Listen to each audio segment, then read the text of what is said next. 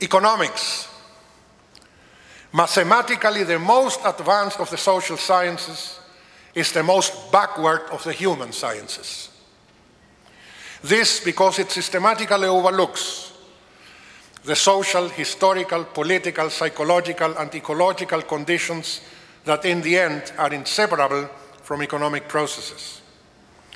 The consequence is, as we have witnessed these last months, that economic experts are notoriously incapable of interpreting the causes and consequences of monetary perturbations and predicting the course of the economy even in the short term. Concerned only with that which can be measured, they ignore life, suffering, happiness, love, honor, talent, generosity, conscience, the good and the evil. Only economic growth is considered to be of real importance.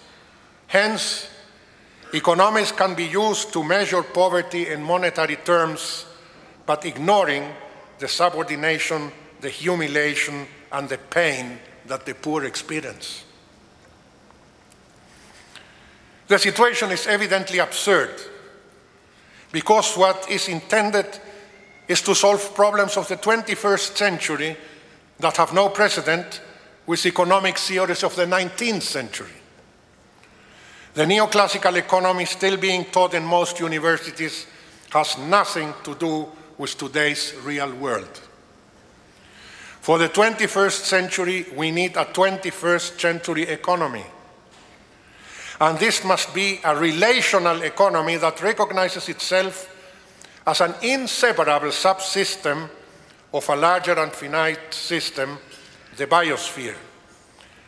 A relational economy whose fundamental principle should be that no economic interest can ever be above the reverence of life. The construction of such a new economy is the first step for the present crisis of humanity to bring about the great transformation towards a truly humane society in which the overwhelming dominant values would no longer be greed, competition, and accumulation, but solidarity, cooperation, and compassion. For 90 years, we have known from the evidences of quantum physics that the world is not the way we think it is. This new reality is not based on matter anymore. Matter is not made of matter, but relates to a fundamental immaterial connectedness obeying non-deterministic laws. Reality is not reality, but potentiality. This potentiality establishes an intimate, non-separable, non-reducible, holistic relationship between everything. The future is essentially open, not strictly determined, allowing for genuine creation. And humans are an integral and inseparable part of a more general, all-embracing, immaterial reality. This transcendental message, almost a century old, does still not reach the social sciences, and least of all, the economy. The fundamental message is, everything is related to everything else, and genuine creation is in our hands. We, but especially you, the young, can do what needs to be done. All that is required is the willingness to do it. That is, to demolish the walls of discrimination, fundamentalism, reductionism, and many other isms, so that we can see the glimpses of a better world. Hopefully of a world where the stagnation of ideologies is replaced by the vitality of ideas. A crisis in the Chinese tradition is also an opportunity. And a colossal crisis like the one we are going through is also a colossal opportunity for constructing a better world. Although we are part of God's creation, we can also create.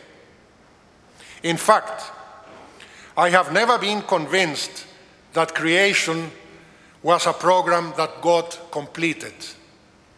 On the contrary, I strongly believe that God created life precisely because He wanted creation to go on forever. That is why the future is open, and that is why reality is potentiality, and that is why genuine creation is in our hands.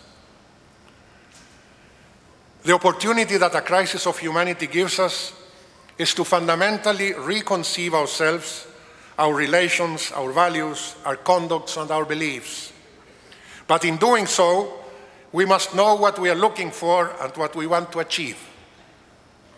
After long reflections, I have come to some conclusions which I wish to share with you. We have never in all of our existence accumulated more knowledge than during the last 100 years. Yet, if we are in the situation in which we are, the obvious question is, how useful has all that knowledge been?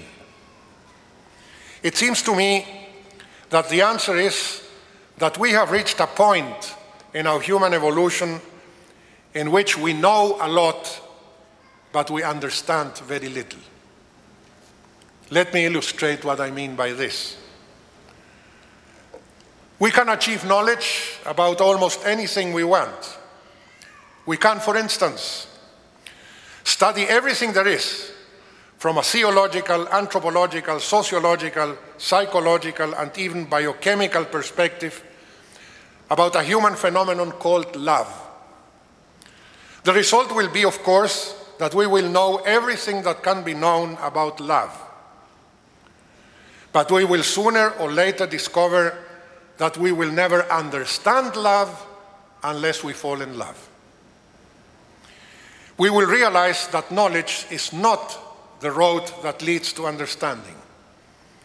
In fact, we will reach the awareness that we can only attempt to understand that of which we become a part. That understanding is the result of integration, while knowledge has been the result of detachment. That understanding is holistic, while knowledge is fragmented. The new humanity to emerge from this crisis should be one of understanding. That is, a humanity in which humans finally realize that they are an integral and inseparable part of that magnificent, all-embracing immaterial reality. A humanity that is not above nature, but is an integral part of nature. A more humble humanity that accepts that the most perfect of creations is not man, but life in all its manifestations.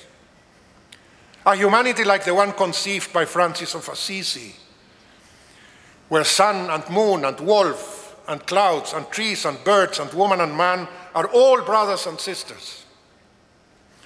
A humanity where respect, love, and compassion are not simply purposes, but facts. Dear graduates, there is a world, and you have been told this many times perhaps, there is a world in which you have to see in order to believe. But there is another world in which you have to believe in order to see. I call upon you, the younger generation, to go beyond what you now see, so that you can prove that because you believe, another world is possible. Thank you very much.